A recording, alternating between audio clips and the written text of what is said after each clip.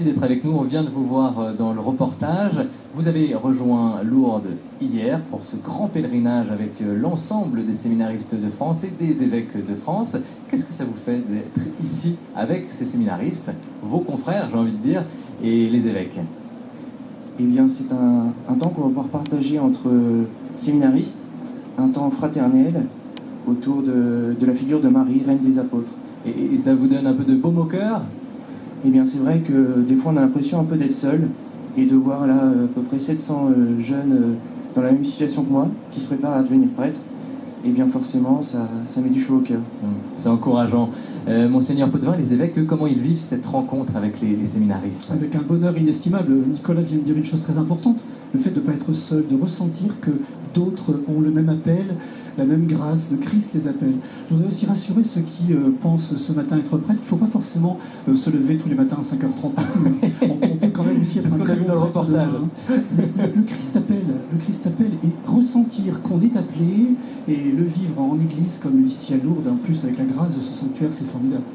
Et nous sommes avec des séminaristes autour de nous qui sont là et qui vous écoutent avec attention. Nicolas, Nicolas, comment est née votre vocation? Eh bien, ma vocation est née par la rencontre avec un prêtre. En retraite de profession de foi, je discutais avec lui, et puis il voyait que je tournais autour de quelque chose sans mettre le doigt dessus. Et ce quelque chose, en fait, c'est, je me posais la question, pourquoi pas devenir prêtre? Et lui a su me la formuler, et là, c'était un petit choc, parce que je ne m'attendais pas du tout à ça. Et puis ensuite, j'ai pris les moyens de poursuivre ce chemin, voilà, en me faisant accompagner par un prêtre, et en suivant un groupe de jeunes du diocèse qui se posaient également la même question que moi. Donc ça tient à pas grand-chose, c'est né d'une rencontre avec un prêtre quand vous étiez adolescent. Ça vous rappelle des souvenirs peut-être de votre propre vocation, Monseigneur Potvin? Moi j'avais 5 ans quand un prêtre de paroisse m'a marqué pour la première fois. J'ai senti que Jésus m'appelait. À 5 ans? Dès 5 ans. Après, bien sûr, il faut que ça se confirme. Vous devinez bien qu'il y a l'adolescence. Et moi, à titre personnel, c'est dans ma classe terminale que vraiment là je sens que ce sera cet appel-là. Mais ce que dit Nicolas est vraiment essentiel. On a des médiateurs de l'appel. Le Christ, bien sûr, c'est lui qui appelle, mais il nous demande d'appeler en son nom. Et nous devons être appelants. Le pape François dit que le prêtre, c'est vraiment le principal ambassadeur de cet appel. Mais nous devons tous être appelants. Et tous ceux qui nous regardent doivent prier pour ces vocations et à leur tour aussi servir l'appel. Est-ce que c'est plus dur à votre... En fait, vous avez été ordonné prêtre il y a 30 ans. Le contexte a changé, la France a changé, il y a moins de prêtres, il y a moins de catholiques pratiquants. Est-ce que ça vous semble plus dur d'entrer au séminaire aujourd'hui qu'il y a 30 ans, ou 20 ans même? Moi, je suis convaincu que pour toute période, il y a des grâces. Le Seigneur donne des grâces de toute période. C'est vrai qu'aujourd'hui, le grand défi, c'est sans doute le petit nombre. Mais Thérèse de Lisieux dit qu'il faut vivre l'aujourd'hui.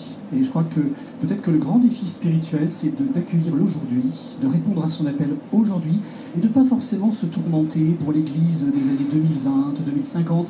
De toute façon, elle sera ce qu'elle sera par la grâce de Dieu.